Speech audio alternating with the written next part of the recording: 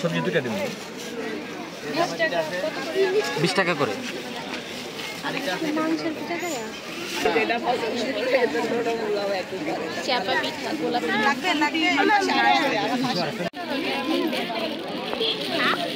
মাইশা কি কিনলো? মাইশা একটা বান কিনলো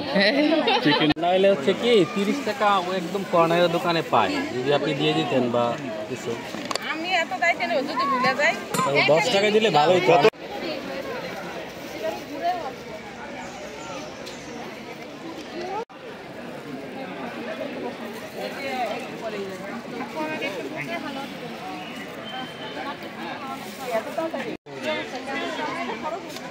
এটা কি দিয়া